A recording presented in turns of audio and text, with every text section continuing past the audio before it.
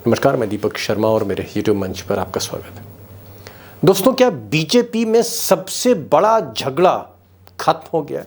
सबसे बड़ा झगड़ा मतलब योगी और अमित शाह के बीच में कोल्ड वॉर, शीत युद्ध। क्या इस शीत युद्ध में, कोल्ड वॉर में समझौता हो गया है, या फिर इस कोल्ड वॉर का द एंड हो गया है, या फिर अभी इंटरवल है? और इंटरवल के बाद, इस इंटरवल के बाद ही असली पिक्चर शुरू होने जा रही है।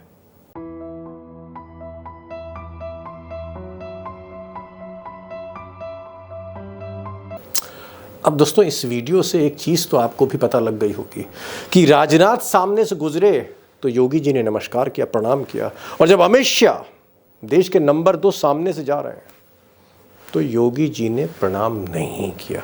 इस वीडियो में जो दिख रहा है उससे बहुत कुछ जाहिर है, और यही जो स्थिति है जो बताती है, जाहिर करती है, कंप्रोमाइज नहीं हुआ है, इंटरवल चल रहा है।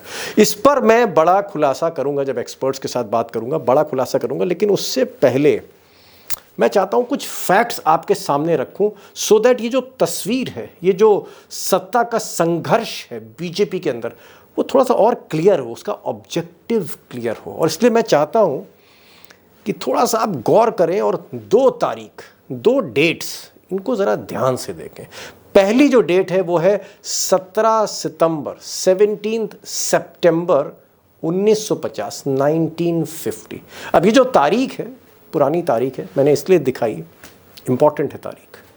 ये मोदी जी की डेट ऑफ बर्थ है, प्राइम मिनिस्टर मोदी की डेट ऑफ बर्थ है, 17 सितंबर 1950। अब दोस्तों, एक और तारीख नोट करिए, गौर करिए, और ये तारीख है 17 सितंबर 2025, 17 सितंबर 2025। अब ये तारीख इसलिए इंपॉर्टेंट है, अगर मोदी जी कंटिन्यू करते हैं, ये बैसाखी की सरकार नहीं गिरती है, कंटिन्यू करती है, तो 17 सितंबर 2025 को प्रधानमंत्री 75 ईयर्स प्लस हो जाएंगे, 75 साल पूरे कर लेंगे। अब ये 75 साल जो है, दरअसल ये आरएसएस का एक तरह का अघोषित पैरामीटर है, और अगर आरएसएस के हिसाब से चलें तो मोदी जी को फिर 75 साल के बाद रिटायर होना चाहिए, जैसे जोशी जी हुए या अडवाणी जी को रिटायर किया गया। तो 75 साल एक कट ऑफ डेट मान लीजिए। हालांकि यहाँ मैं एक क्लैरिफिकेशन दे रहा हूँ कि मोदी जी, क्योंकि वही मोदी हैं और ये ज़रूरी नहीं है कि हर बात मानी जाए, तो मोदी जी रिटायर होंगे नहीं होंगे ये मोदी जी को तय करना है। मैं इस बहस में नहीं पढ़ने जा रहा हूँ। मेरा सिर्फ ये कहना है कि ये तारीख जो है 75 साल पूरे होने की, 17 सितंबर 2025, अगले ही साल, ये तारीख अमित शाह के लिए, मोदी जी के जो नंबर 2 हैं, जो उनके चाणक्य, अमित शाह के लिए बहुत इंपॉर्टेंट है। और अगर अमित शाह को मोदी जी का उत्तराधिकारी बनना है बिना किसी विवाद के, तो फिर इस तारीख से पहले अमित शाह को अपने रास्ते से हर कांटे को किनारे करना होगा। और जो कांटे हैं उनमें एक कांटा तो बहुत ही बड़ा है, इसीलिए जंग हो रही है, योगी वर्सेस शाह। योगी सबसे बड़ा कांटा, हालांकि कांटा नितिन गडकरी भी हैं, कांटे कुछ और भी हैं, शिवराज सिंह चौहान भी हो सकते हैं, राजनाथ सिंह भी हो सकते हैं। अब आगे मैं एक्सपर्ट के साथ मैं इसको डिस्कस करने जा रहा हूं कि योगी ही सबसे बड़ा कांटा क्यों है और तैयारी क्या है चाणक्य की इस कांटे को किनारे करने की। अब दोस्तों, आप कहेंगे कि अगर कांटा हटाना ही था तो उत्तर प्रदेश में जो शर्मनाक हार हुई है बीजेपी की, कहाँ 80 में से 75 सीट की बात कर रहे थे, 33 पर आ गए, तो तभी हटा देना चाहिए था योगी आदित्यनाथ को। तब क्यों नहीं हटाया? जाहिर तौर पे बहुत से कारण हैं, योगी जी का अभी विकल्प भी मोदी और शाह ढूंढ रहे हैं, लेकिन कुछ और कारण भी हैं, कुछ तत्कालिक कारण भी हैं। मैं उनका जिक्र करने जा रहा हूँ। जो लेटेस्ट अपडेट है, वो लेटेस्ट अपडेट ये है कि 12 अगस्त तक मोदी जी और शाह साहब संसद में व्यस्त हैं, और फिर 2 दिन के बाद 15 अगस्त है, 13-14 के बाद 15 अगस्त है, इंडिपेंडेंस डे है, और मोदी जी को लाल किले में एक बहुत ऐतिहासिक भाषण देने जा रहे हैं।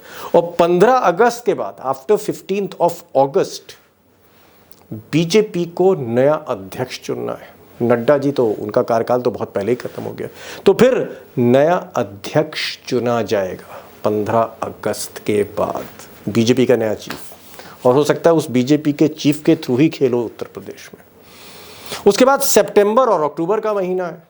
उस सितंबर और अक्टूबर के महीने में मोदी जी और शाह साहब को 3 क्रूशल स्टेट्स की तैयारी करनी है चुनाव की। महाराष्ट्र इस देश का सबसे अमीर राज्य है, हरियाणा जो बीजेपी का नया गढ़ है, झारखंड जहां बीजेपी जीतने के सपने देख रही, ये 3 राज्य जीतने होंगे अगर मोदी जी को बैसाखियां थोड़ी मजबूत करनी है, हौसला थोड़ा बढ़ाना है।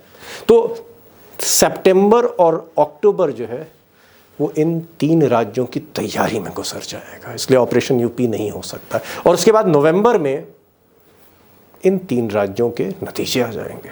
तो आप मान के चलिए कि नवंबर तक एक समझौता है।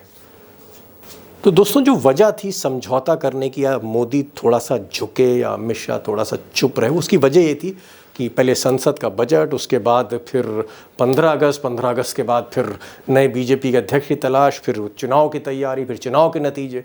इस बीच में योगी को छेड़ना थोड़ा सा मुश्किल पड़ जाता, एक नया फ्रंट खुल जाता अमित शाह के लिए जो इलेक्शन पे कंसंट्रेट करना चाहते हैं 3 राज्यों के लिए। तो आप मान के चलिए कि नवंबर के बाद ही असली पिक्चर शुरू होगी। और नवंबर के बाद क्या होने जा रहा है, क्या होने जा रहा है?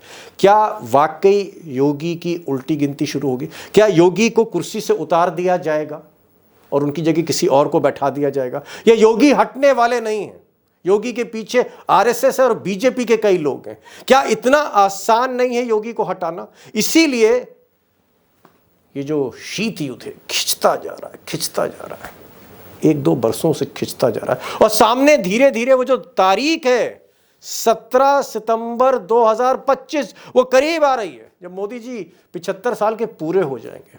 तो एक बड़ी पसोपेश की स्थिति में अमित शाह भी हैं और उतने ही टेंशन में योगी जी और उनका खेमा भी है। बहरहाल क्या होने जा रहा है, 2 एक्सपर्ट हैं, वरिष्ठ पत्रकार उमाकांत लखेड़ा साहब होंगे, नज़र रखते हैं उत्तर प्रदेश और दिल्ली की सियासत पर, मोदी शाह को भी रीड करते हैं, योगी को भी रीड करते हैं। और हमारे साथ डेटा जर्नलिस्ट होंगे अभिषेक कुमार, दोनों से इसी सवाल पर आज बात होगी और कोशिश करेंगे इस सवाल को गहराई से इसकी पड़ताल करने की। ज़्यादा समय नहीं लूँगा, चलते हैं सीधे उमाकांत लखेड़ा और अभिषेक कुमार के पास।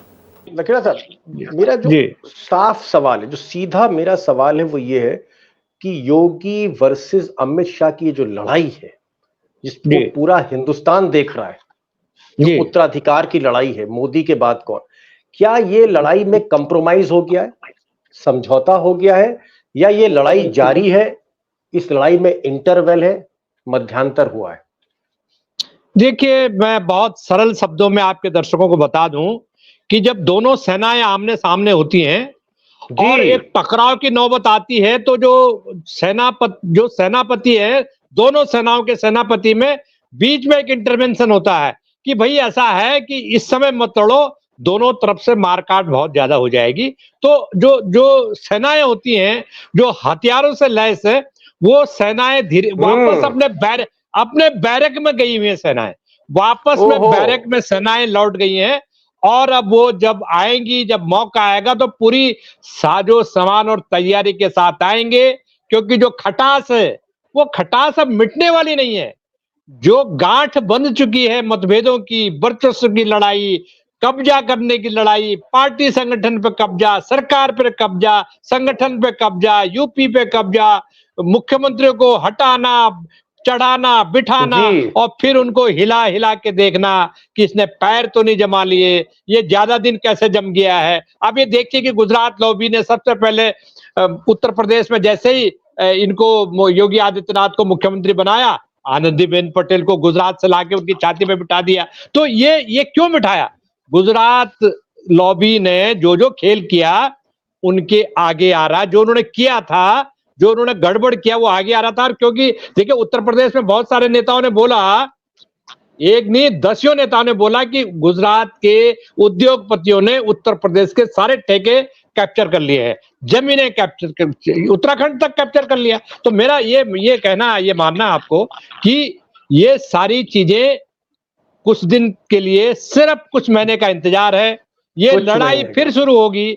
और मैं आपको बता दूं कि 2025 सितंबर को मोदी जी के 75 साल पूरे हो जाएंगे और रोड मैप आरएसएस ने बना दिया है कि इनको कहेंगे महाराज अब आप मार्गदर्शक मंडल में चले जाइए। तो ये लड़ाई मैक्सिमम 6 महीना और 1 साल भर के लिए रुकी हुई है जी। 6 महीना, यानी आप कह रहे हैं कि मोदी के 75 साल पूरा होने से पहले, बड़ी इंपॉर्टेंट बात आपने की, 75 ईयर्स के होने से पहले अमित शाह चाहते हैं कि वो अपनी जगह परमानेंट कर लें और जो सबसे बड़े कांटे हैं उनको हटाएं, और जो जाहिर तौर पे सबसे बड़ा कांटा वो योगी है। ये सवाल जरा अभिषेक जी आपसे पूछना चाह रहा हूं, क्या अमित शाह के लिए जो सबसे बड़ा जो कांटा है उनके राह का, रास्ता का, वो क्या वाकई योगी आदित्यनाथ है, नितिन गडकरी नहीं है, राजनाथ सिंह नहीं, इट्स ओनली मिस्टर योगी? देखिए, ओनली मिस्टर योगी तो हम नहीं कह सकते, लेकिन सबसे बड़े कांटे योगी आदित्यनाथ जरूर है जी। और अक्सर आप देखते हैं बीजेपी की स्थिति आज कहाँ है, खासकर उत्तराधिकार के मामले में या चुनावी समीक्षा के मामले में, कहां पर बीजेपी खड़ी है। तो ये स्थिति है किसी रेलवे स्टेशन पर खड़ी हुई ट्रेन की तरह, जिसका इंजन बदला जाना है। ट्रेन का इंजन जब बदला जाता है तो गाड़ी को कुछ देर के लिए रोकना पड़ता है। कई बार आप देखते हैं कि उल्टी डायरेक्शन में भी ट्रेन को ले जाने के लिए इंजन को आगे से पीछे लगाया जाता है। वही खेल बीजेपी में चल रहा है। आपने देखा होगा, आप तो लखनऊ के रहने वाले हैं, चारबाग रेलवे स्टेशन जो एनी रेलवे वाला है, वहां भी वही होता है, ट्रेनें आती है, टर्मिनेट होती है और फिर इंजन आगे से पीछे काट करके लगाया जाता है। तो यहाँ किसी एक के पॉलिटिकल करियर को टर्मिनेट होना है।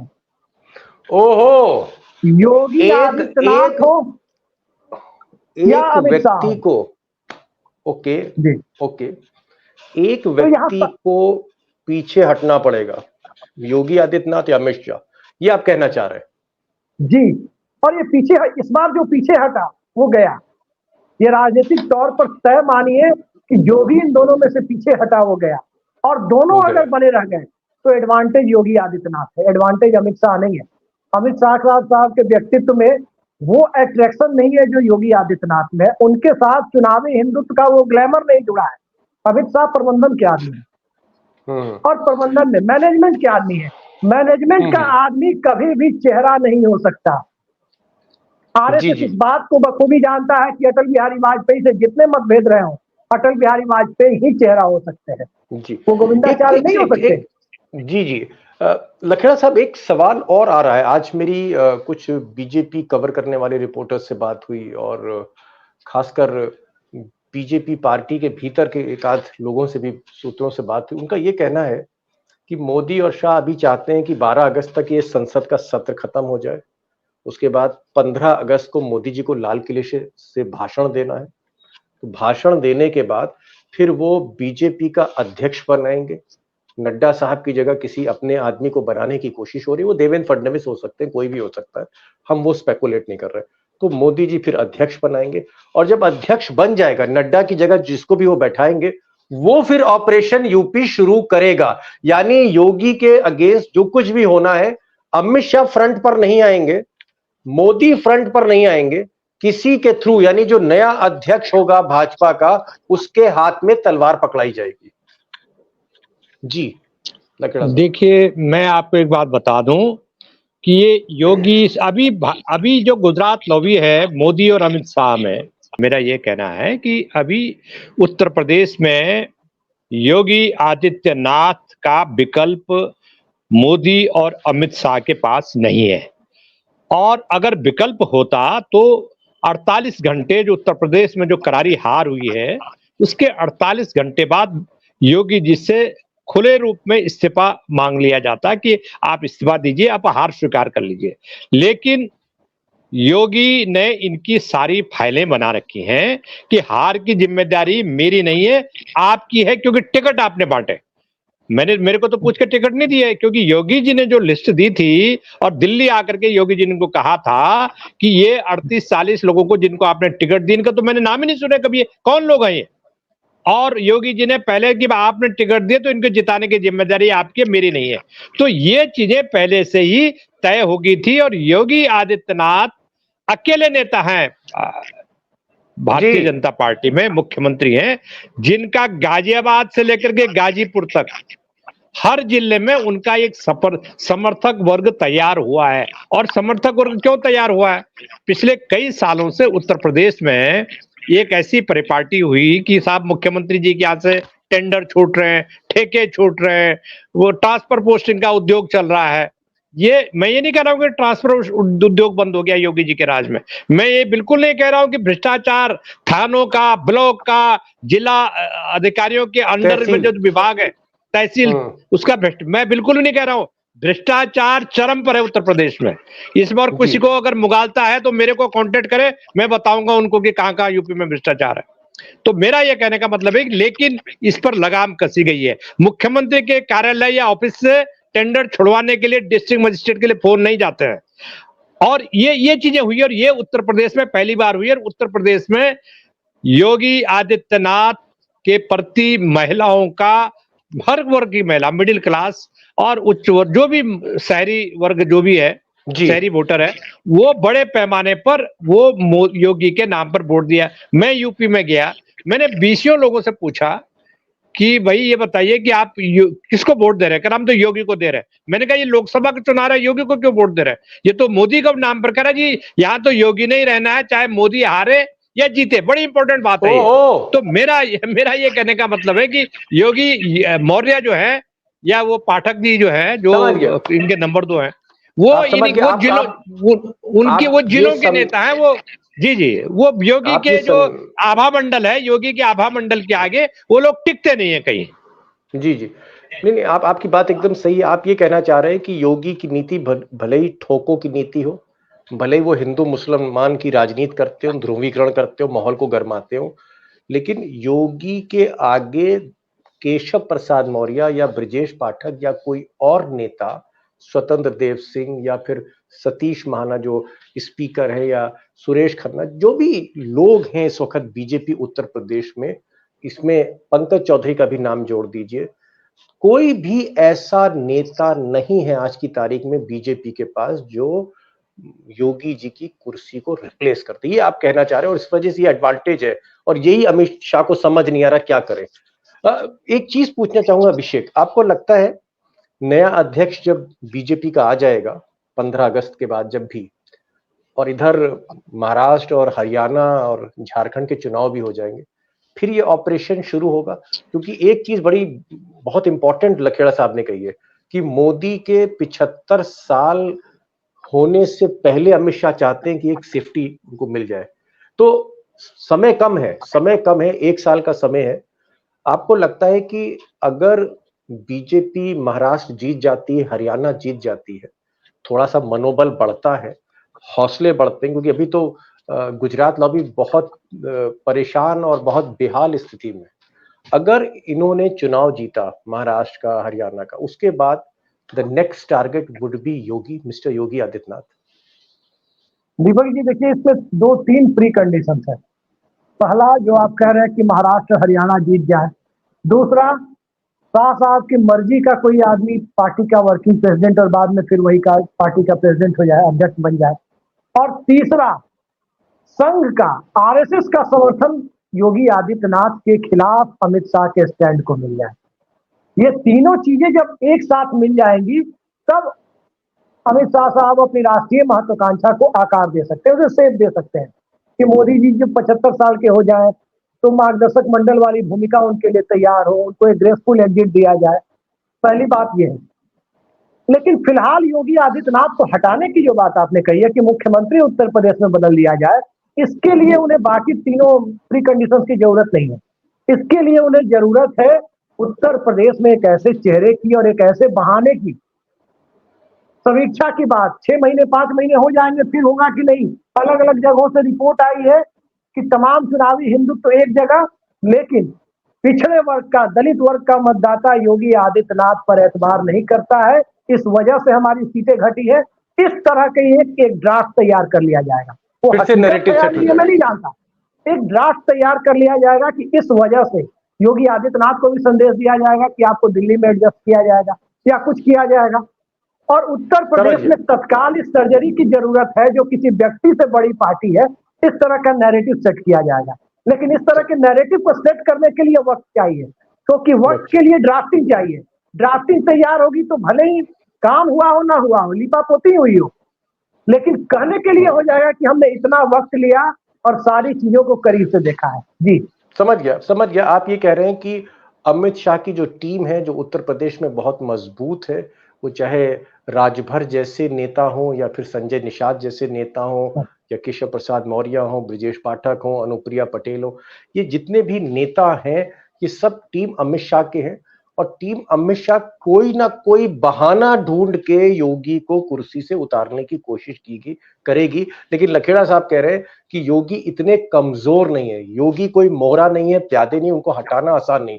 Last question and final question Lakhera साहब, जी आपको लगता है कि ये जो लड़ाई है इसमें हिसाब किताब होना है, कोई हारेगा कोई जीतेगा, ये मैच ड्रॉ नहीं होगा, इसमें या तो कोई जीतेगा या कोई हारेगा, ड्रॉ नहीं होना, इसमें कंप्रोमाइज नहीं होना है इस युद्ध में? देखिए, मैं आपको एक बात बता दूं, जो पर्दे के पीछे जो कहानियां चल रही हैं, पर्दे के पीछे है कहानी आरएसएस की, और आरएसएस मोदी और अमित शाह में कोई फर्क नहीं समझता। उनकी नजर में दोनों एक ही हैं, दोनों एक दूसरे को मजबूत बनाने के लिए काम करते हैं। मोदी अपना उत्तराधिकारी, निश्चित रूप से झगड़ा यहीं से तो शुरू हुआ। मोदी अमित शाह को अपना उत्तराधिकारी बनाना चाहते हैं, यहां से झगड़ा शुरू हुआ, जो स्वीकार्य नहीं है आरएसएस को। वो चाहते हैं कि भाई ये आप जो है खंबा को बदलिए, क्योंकि अगर मोदी की लॉबी, मोदी वाला जो एक उनका आदमी, उनका प्यादा जिसको कह सकते हैं, वही उस परंपरा को कंटिन्यू करेगा, तो वो जितने मलाई जो 10 साल में जिन्होंने खाई है, गुजरात लॉबी के ठेकेदार, उनके बिल्डर, उनके करोनाइजर्स, जिन्होंने राम जन्मभूमि फैजाबाद में अडानी अंबानी, वो चादर को वो रिप्लेस करना चाहते हैं कि भाई साहब आपने चादर 10 साल 12 साल ओढ़ लिए, अब आप ये चादर को अपने घर ले जाइए, साथ में ले जाइए चादर। वो बीजेपी को अब इस खांचे से बाहर निकालना चाहते हैं, क्योंकि आरएसएस की जो चिंता होती है, जो उनका कहना है कि देखिए हमें चाहते हैं कि पार्टी कंटिन्यू करे, नेता इंपॉर्टेंट नहीं है हमारे लिए। 10 साल मोदी को हमने बहुत दे दिया, अब जो है अब आप नहीं कर। मेरा सवाल का जवाब एक लाइन में, एक पॉइंट और है कि जब तक उत्तर प्रदेश में योगी का ब्रांड का रिप्लेसमेंट इनको नहीं मिलेगा, उस कद के नेता का ब्रांडिंग नहीं मिलेगी इनको, तब तक ये कुछ होने वाला नहीं है। क्योंकि जब तक ब्रांड नहीं होगा, ब्रांड बनने के लिए ना तो इनके पास टाइम है, ना इनके पास कोई नेता है, क्योंकि ओवरनाइट, रातों रात नेता तैयार नहीं किए जाते। और ये मौका नहीं है पॉलिटिक्स का, ऐसी पोजीशन में जब अपोजिशन बहुत इंपॉर्टेंट हो चुका है, बहुत सशक्त हो चुका है, और 2027 का इलेक्शन सामने है, आपके लिए बच्चों का खेल नहीं है कि उत्तर प्रदेश में आप योगी को निपटाएं। जी, निपटाने की एक और मुसीबत यह है कि अखिलेश एक हिमालय की तरह, अखिलेश और राहुल गांधी की जोड़ी एक पहाड़ की तरह चुनौती जो है खड़ी कर रही है मोदी और शाह के लिए, कि ऐसी स्थिति में सामने पहाड़ हो विपक्ष का और इधर योगी आदित्यनाथ से बन नहीं रही है, योगी को हटाया जाए या पहाड़ से निपटा जाए, इस द्वंद्व में कहीं ना कहीं मोदी शाह फंसे हुए। लेकिन एक चीज जो अभिषेक भी बता रहे हैं, जिसकी हिंट जो है लखेड़ा साहब भी दे रहे हैं, कि हार जीत तो इसमें होगी, ये मुकाबला ड्रॉ नहीं होना, समझौता नहीं होगा, हार या पार की लड़ाई है, कोई आर होगा तो कोई पार होगा। बहुत कम समय है, एक आखिरी लाइन का मैं जवाब चाहूंगा अभिषेक से, last and final line from mister Abhishek.